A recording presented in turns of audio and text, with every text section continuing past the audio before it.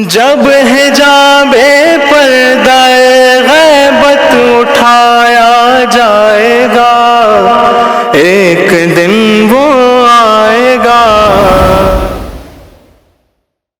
بر محمد و آل محمد صلوات، اللہم صلی علی محمد و آل محمد۔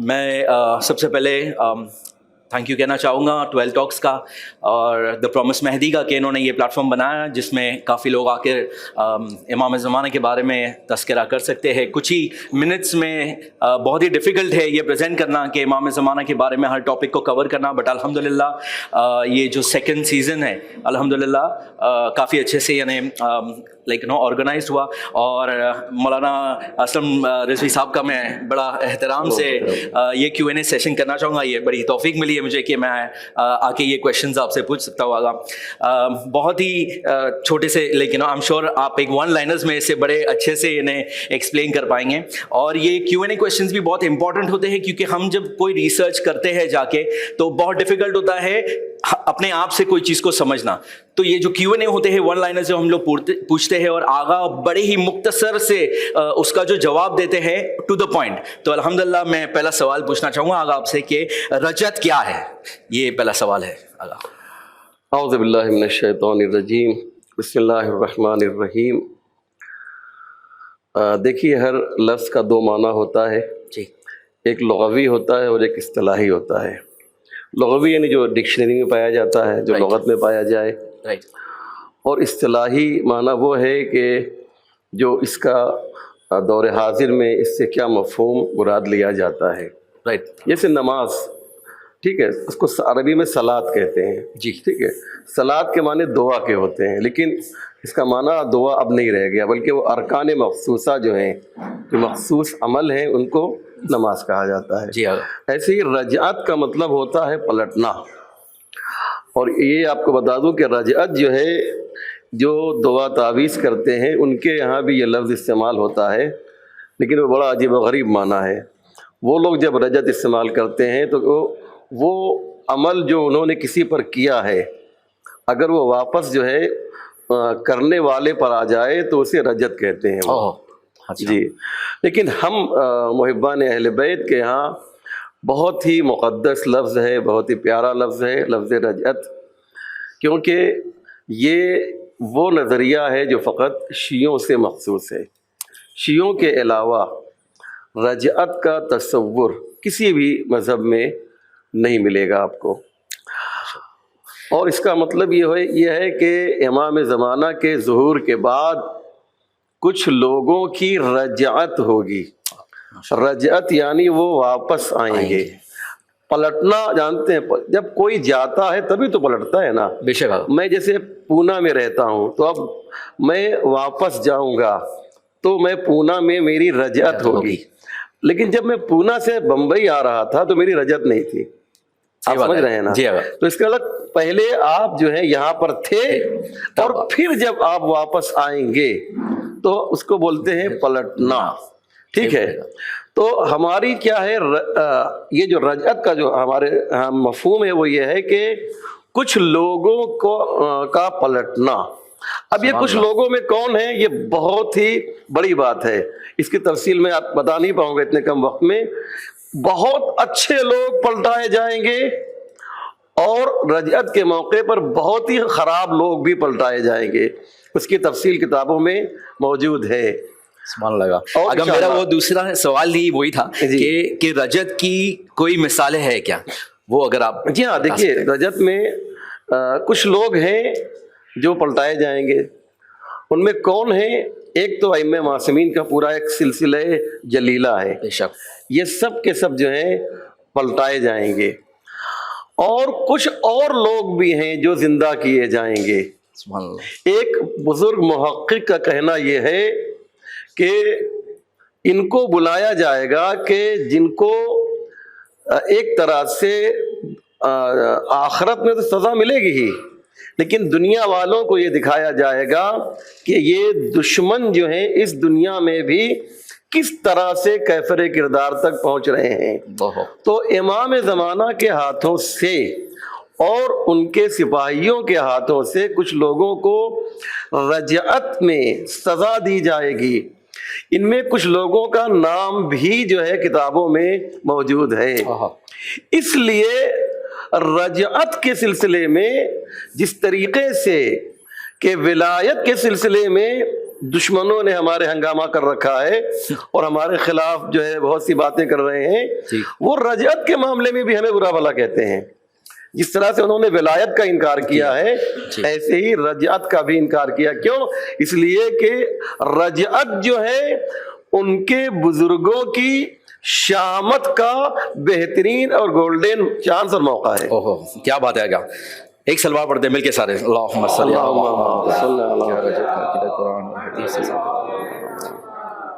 آگا میرا نیکسٹ سوال ہے کہ کیا رجعت کا عقیدہ قرآن اور حدیث سے ثابت ہے؟ کیا ہم اس سے ثابت کر سکتے ہیں؟ جی ہاں، ہمارے ایک بزرگ عالم ہیں، آغائے عالی ان کا نام ہے، انہوں نے اس پر ایک پوری کتاب لکھی ہے، بلکہ چھوٹی سی کتاب ہے لیکن بڑی معتمد کتاب لکھی ہے انہوں نے۔ ماشاءاللہ۔ اس میں انہوں نے ثابت کیا ہے 600 سے زیادہ حدیثیں جو ہیں وہ رجعت کے سلسلے میں ہیں۔ آپ ذرا تصور کیجئے، 600 سے زیادہ، اور قرآن کی آیتیں بہت سی موجود ہیں۔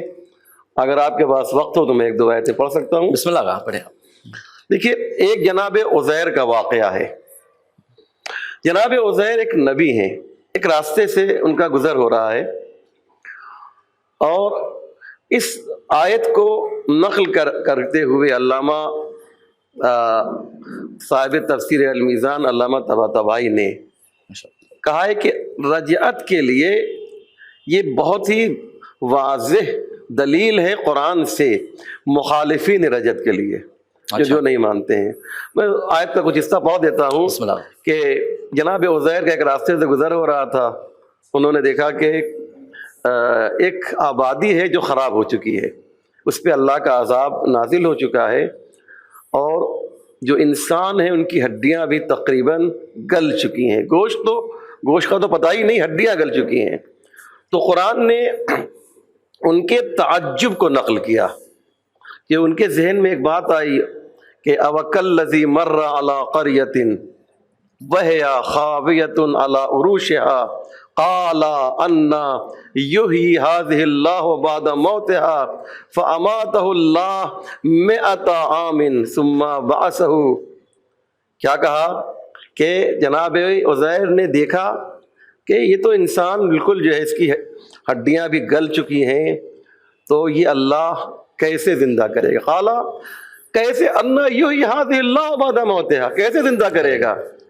تو فاماتہ اللہ 100 عام، اللہ نے 100 سال کے لیے انہیں موت دے دی۔ فاماتہ اللہ 100 عام ثم بعثہ، اور پھر انہیں پھر زندہ کیا، اور پوچھا کہ جو ہے زندہ کرنے کے بعد پوچھا قال کم لبثت عزیر، تم اس آبادی میں، اس جگہ پر تم کتنے دن رہے؟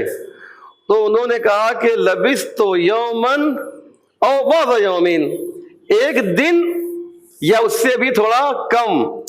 اللہ نے کیا کہا؟ قال بل لبثت 100 عام، تم یہاں پر 100 سال تھے، اور تم یہ کہہ رہے ہو کہ ایک دن یا اس سے تھوڑا کم۔ ایسا نہیں ہے، بل فانظر، دیکھو، الی طعامک و شرابک، دیکھو اپنے کھانے کی طرف، اپنے پانی کی طرف، لم یتسنہ، وہ خراب نہیں ہوا ہے۔ وانظر الی حمارک، لیکن اپنے گدھے کی طرف دیکھو تو اس کی جو ہے ہڈیاں بھی تقریباً گل چکی ہیں۔ وَلِنَجْعَلَكَ آیَةً لِلنَّاسِ، یہ جو ہے ہم نے نشانی بنائی ہے لوگوں کے لیے، سبحان اللہ، یہ سمجھنے والوں کے لیے ایک نشانی ہے۔ اس کے بعد اللہ نے کیا کیا کہ اس کے بعد اللہ نے اسی گدھے کو جو ہے، عجیب بات ہے منجی صاحب، آپ یہ دیکھیے کہ کھانا خراب نہیں ہوا، کھانا خراب نہیں ہوا، اور پانی خراب نہیں ہوا، بالکل تر و تازہ ہے، لیکن وہ سواری جو ہے اس کی ہڈیاں بھی تقریباً گل گئی ہیں۔ ثم نکسوها لحما، اس کے بعد اللہ نے کیا کیا؟ اس کے اوپر جو ہے گوشت چڑھا دیا، گویا اسمبل کیا، ایک طرح سے کہہ لیا جائے۔ اور جب انہوں نے دیکھا تو کہا کہ قالا، جب جناب حسین نے انی عالم ان اللہ علی کل شیء قدیر، اب میں سمجھا کہ اللہ ہر چیز کے اوپر قادر ہے. یعنی کیا مقصد؟ پہلے جو ہے زندہ تھے، پھر انہیں موت آئی، اور پھر جو ہے انہیں زندگی آئی. فخر رازی ایک بہت بڑا ان کا مفسر ہے، وہ کہتا یہ ہے کہ دو موت ممکن نہیں ہے. سنیے اس کا جواب سنیے جو علامہ طباطبائی نے دیا ہے. دو موت ممکن نہیں ہے، ایک ہی مرتبہ آپ کو مرنا ہے. جب ایک مرتبہ مرنا ہے تو رجعت ممکن نہیں ہے. آپ سمجھ رہے ہیں اس دلیل کیا ہے؟ کیوں میں غلط کہہ رہا ہوں؟ دو مرتبہ جو انسان نہیں مر سکتا ہے، حالانکہ اس کے لیے بھی قرآن میں صریح آیت موجود ہے. میں اگر وقت ملا تو میں پڑھوں گا، تو اس کے لیے بھی صریح آیت موجود ہے. تو دو مرتبہ تو کہا یہ دیکھیے یہ دو مرتبہ جو ہے یہ مرے یا نہیں مرے؟ پہلی بار، اس کے بعد پھر 100 سال کے بعد ان کو پھر زندہ کیا. تو دو موت ہوئی یا نہیں ہوئی؟ تو آپ کا کہنا یہ ہے کہ دو مرتبہ، چونکہ دو موت ممکن نہیں ہے اس لیے رجعت ممکن نہیں ہے. تو یہاں پر جو ہے دو موت ہے اس لیے رجعت بھی ممکن ہے. سبحان اللہ. جی سبحان اللہ. بہت ہی عمدہ آپ نے جواب دیا وہ کوشچن کا. آگا جو نیکسٹ کوشچن یہ ہے کہ رجعت پر کیا دلیلیں ہیں؟ یہ اگر آپ تھوڑا سا ایلیبریٹ کریں گے یہ کوشچن کو. جی ہاں، دیکھیے رجعت کے اوپر جو ہے سب سے بڑی دلیل تو وہی ہے کہ جو ہمارے میں اس کو چاہتا ہوں کہ اب تک میں غیروں سے بات کر رہا تھا، اب میں چاہتا ہوں کہ مومنین سے بات کروں، بسم اللہ، تاکہ آپ کو بھی تو مطمئن کرنا ہے نا بھائی. تو ایک زیارت ہے جسے زیارت عاشورہ کا، زیارت وارثہ کہا جاتا ہے. زیارت وارثہ میں ایک لفظ ہے، آپ کو یاد بھی مجھے معلوم ہے، لیکن ہماری توجہ کبھی کبھی بہت سی چیزیں سامنے ہوتی ہیں لیکن ہم متوجہ نہیں ہوتے. ایک انداز دیکھیے کس قدر تاکید ہو رہی ہے اس زیارت کے اندر. زیارت وارثہ کے بارے میں دو روایتیں ہیں، ایک تو یہ ہے کہ امام زمانہ سے مروی ہے، اور ایک یہ ہے کہ چھٹے امام سے یہ زیارت جو ہے مروی ہے. امام کیا کہہ رہے ہیں؟ وَأُشْهِدُ اللَّهَ وَمَلَائِكَتَهُ وَأَنْبِيَاءَهُ وَرُسُلَهُ أَنِّي بِكُمْ مُؤْمِنٌ وَبِإِيَابِكُمْ مُوقِنٌ. سبحان اللہ. آپ دیکھیے امام کیا کہہ رہے ہیں؟ میں گواہی دے رہا ہوں، اللہ کو گواہ بنا رہا ہوں. آسان زبان میں اللہ کو گواہ بنا رہا ہوں. دیکھیے آپ کتنی سختی ہے، کتنی تاکید ہے. جب کوئی بہت امپورٹنٹ اور بہت اہم بات کرنی ہوتی ہے تو اس کے لیے مقدمہ اور پریفیس بہت امپورٹنٹ ہو جاتا ہے تاکہ وہ بات جو ہے سامنے والے تک پہنچ سکے. ایک بات آپ نے بڑی آسانی سے کہہ دیا، شاید آپ کے ذہن میں نہ آئے. قرآن نے بھی یہی کیا ہے. کوئی بہت اہم بات کرنی ہوتی ہے قرآن کو تو اس کے لیے مقدمہ چینی کرتا ہے، اس کے لیے وہ پریفیس بناتا ہے قرآن. والشمس وضحاها والقمر اذا تلاها والنهار اذا جلاها، آخر تک قسم کھاتے کھاتے کہہ رہا قد افلح من زکاها. اس بات کو کہنا ہے کہ قد افلح من زکاها، اس کے لیے قرآن نے جو ہے اتنی قسمیں کھائیں. تو اب یہاں پر جو ہے امام ایک بہت امپورٹنٹ اپنے شیعوں کو میسج دے رہے ہیں. زیارت جو ہے ایک مبارزے کا نام ہے، زیارت جو ایک حماسے کا نام ہے، صرف گریوزاری تک محدود تھوڑی ہے. اس کے اندر آپ دیکھیے نا کہ آپ زیارت کے جو الفاظ ہیں السلام علیکم یا انصار دین اللہ، یعنی کیا مطلب؟ نصرت کے لیے اٹھو، تمہیں اٹھایا جا رہا ہے، تمہیں بیدار کیا جا رہا ہے. تو زیارت فقط جو ہے ایک سلام کرنا نہیں ہے، بلکہ یہ سلام جو ہے یہ بہانہ ہے، یہ بہانہ ہے آپ کو جگانے کے لیے. آپ زیارت کے الفاظ کے بھی، میرے پاس وقت نہیں، آپ کہیں گے صاحب آج میں کہاں پھنس گیا ہوں، اس لیے میں زیادہ جو ہے تفصیل میں نہیں جانا چاہتا ہوں. زیارت جو ہے اس کے الفاظ آپ دیکھیں گے تو آپ کو بیدار کیا جا رہا ہے، آپ کو جگایا جا رہا ہے. امام زین العابدین علیہ السلام دعا کے ذریعے بیدار کر رہے تھے. ساری تعریفیں اس اللہ کے لیے ہے جس نے مظلوموں کو، ظالموں کے خلاف آواز بلند کرنے کی طاقت عطا کی ہے. سبحان اللہ، سبحان اللہ. اب یہ کیا ہے؟ یہ جو ہے یہ دعا تھوڑی ہے. ہمیں آپ کو لگ رہا ہے دعا ہے، لیکن المومن ینظر بنور اللہ مومن جو ہے نور خدا سے دیکھتا ہے. المومن الکیس, مومن عقل مند ہوتا ہے. یہ بات ہم مومن کی کر رہے ہیں, یہ تو شان مومن ہے, یہ تو امیر المومنین کی نسل سے تعلق رکھتے ہیں. تو یہ انہوں نے جو بات کہی ہے, وہ اشہد اللہ و ملائکتہ, اللہ کو گواہ بنایا جا رہا ہے, و ملائکتہ, ملائکہ کو گواہ بنایا جا رہا ہے, و رسول و انبیاء و رسول, انبیاء اور رسولوں کو گواہ بنایا جا رہا ہے. کس بات پہ؟ کہ انی بکم مؤمن, کہ ہم جو ہے اے حسین آپ پر ایمان رکھتے ہیں. ایمان بالحسین کے لیے, ایمان بالحسین کے لیے کیا کیا جا رہا ہے؟ اتنی گواہیاں جو ہے لائی جا رہی ہیں. اس کے بعد وَبِإِيَابِكُمْ مُوقِن, اور ایاب کہتے ہیں ریٹرن, پلٹنے کو, رجعت کو. وَبِإِيَابِكُمْ مُوقِن, اور آپ کی جو رجعت ہے نا, بِإِيَابِكُمْ مُوقِن, یاد رکھیے کہ جملہ بہت امپورٹنٹ ہے, آپ کی رجعت پر یقین رکھتے ہیں. یاد رکھیے پہلا مرحلہ ایمان کا ہے, دوسرا مرحلہ یقین کا ہے. جب ایمان مضبوط ہو جاتا ہے تو انسان یقین کے مرحلے میں داخل ہو جاتا ہے. سبحان اللہ. پہلے مرحلہ جو آپ کا, پہلے آپ اپنا ایمان مضبوط کیجئے. خود مولا علی نے جو ہے نہج البلاغہ میں اس کے سلسلے میں بیان کیا, الاسلام هو التسلیم, التسلیم هو الایمان, والایمان هو الیقین. یہ تمام چیزیں آپ سنتے رہتے ہیں, لیکن آپ دیکھیے کہ وَبِإِيَابِكُمْ مُوقِن, یہ گواہی دی جا رہی ہے. ہم ہمیشہ امام کی بارگاہ میں حاضر ہو کر گواہی دیتے ہیں کہ مولا ہم آپ کی رجعت کے یقین رکھتے ہیں.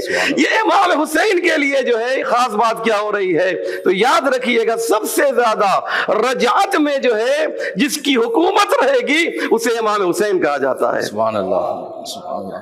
اندازہ لگا رہے ہیں, امام حسین کا رجعت سے ایک خاص تعلق ہے. اور ایک بات میں اور عرض کر دوں عزیزو رجعت کے بارے میں, کہ شہادت تو جناب زینب نے کہا تھا یہ تو ہمارا جو ہے ہمارے لیے سعادت ہے نا, آپ سب نے سنائی ہے. تو جناب زینب نے کہا ہمارے خاندان کے لیے سعادت ہے, شرف ہے یہ جو شہادت ہے, تو ہر ایک کو شہید ہونا ہے. امام بھی, ہمارا آخری امام بھی جو ہے وہ شہید کیا جائے گا, اور ایک ملونہ کے ہاتھوں سے جو ہے امام کو شہید کریں گے. تو امام کو غسل امام دیتا ہے, تو امام مہدی کو غسل کون دے گا؟ تو روایت سنیے, امام مہدی کو غسل جو ہے امام حسین علیہ السلام دیں گے. سبحان اللہ, سبحان اللہ. جس کا جنازہ 3 دن بغیر غسل و کفن کے پڑا رہا, وہ قائم آل محمد کو جو ہے غسل و کفن دے گا. سبحان اللہ آگا, سبحان اللہ.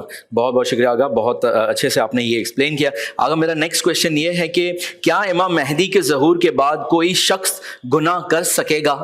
یہ آئی تھنک بہت سارے لوگوں کے دماغ میں یہ کویشچن ہوتا ہے کہ جب امام واپس آئیں گے تو کیسا ہوگا ماحول. دیکھیے ایک بات بتاؤں, گناہ کر سکے گا, یہ جو ہے یہ سوال آپ کا ایسا ہے کہ اگر آپ یہ کہنا چاہتے ہیں کہ گناہ کرنے کی طاقت چھن جائے گی, یعنی گناہ کرنا چاہے گا تو نہیں کرے گا, نہیں, یہ ایسا کچھ نہیں ہے. امام کے آنے کے بعد سارے حجابات اور پردے ہٹ جائیں گے. لوگوں کی نگاہ میں دین بہت کھل کر کلیئر طریقے سے سامنے آ چکا ہوگا, ٹرانسپیرنٹ ہو جائے گا, بالکل ہر چیز بالکل کلیئر ہو جائے گی. تو بہت ہی زیادہ جو ہے کوئی خبیث انسان ہوگا وہ گناہ کرے گا, لیکن عام طور سے لوگ جو ہیں راہ راست پر آئیں گے. اور اس کے بارے میں یہ ملتا ہے کہ امام زمانہ کے زمانے میں عدالت سے میری مراد وہ عدالت نہیں, جسٹس کے معنی میں نہیں, بلکہ کورٹ کے معنی میں, کچہری کے معنی میں, اس کا جو ہے خاتمہ ہو جائے گا.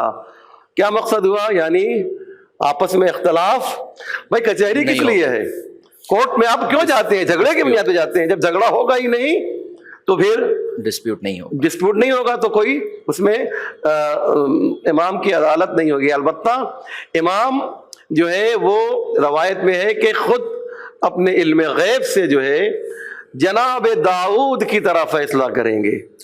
جناب داؤد کے بارے میں ملتا یہ ہے کہ جناب داؤد ایویڈنس کا سہارا نہیں لیتے تھے, بلکہ اپنے علم نبوت کا سہارا لیتے تھے. ویسے ہی جو قائم آل محمد جو ہے وہ اپنے علم امامت کا سہارا لے کر فیصلہ کریں گے. سبحان اللہ کا. اور آگا یہ میرا آخری سوال ہے کہ امام مہدی علیہ السلام کے قائم کردہ عدل کے بعد قیامت کیسے آئے گی؟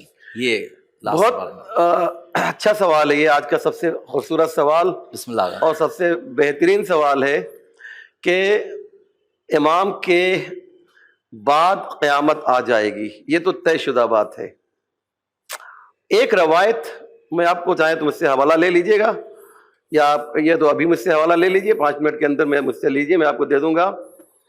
کہ ایک روایت یہ کہتی ہے کہ امام کے جانے کے بعد 40 دن کے بعد قیامت آ جائے گی. بہت امپورٹنٹ بات ہے، اس لیے میں نے کہا کہ میرے پاس حوالہ موجود ہے، ابھی آپ چاہیں تو لے سکتے ہیں. تو لیکن یہ 40 دن کیوں لگے گا؟ سوال یہ ہے، امام کے جانے کے بعد، امام کی شہادت کے بعد 40 دن کیوں لگے گا؟ یہاں پر ایک عالم دین نے اپنا نظریہ پیش کیا، وہ کہتے ہیں میرا نظریہ ہے، اس کو آپ جو ہے مانیے نہ مانیے آپ کا کام ہے، کہ شاید جو ہے یہ جو آثار قیامت ہیں اس کے ظاہر ہونے میں ہو سکتا ہے کہ 40 دن لگ جائے. زمین کو فنا ہونے میں، مثلا پہاڑوں کو جو ریزہ ریزہ ہونے میں، مثال کے طور پہ وہ ساری تیاریاں جو ہیں، جو مقدمات ہیں قیامت کے، اس کے لیے ہو سکتا ہے کہ 40 دن لگ جائے. لیکن وہ کہتے ہیں اس کو ماننے کی ضرورت نہیں ہے، یہ ہمارا ذاتی نظریہ ہے، لیکن 40 دن کی روایت میرے پاس موجود ہے. اگر کسی کو چاہیے تو ابھی پروگرام کے بعد مجھ سے لے سکتا ہے. ماشاء اللہ کا بہت بہت شکریہ. آ گیا اسی کے ساتھ ایک بلند ترین سلوات پڑھتے ہیں مل کے سارے سب.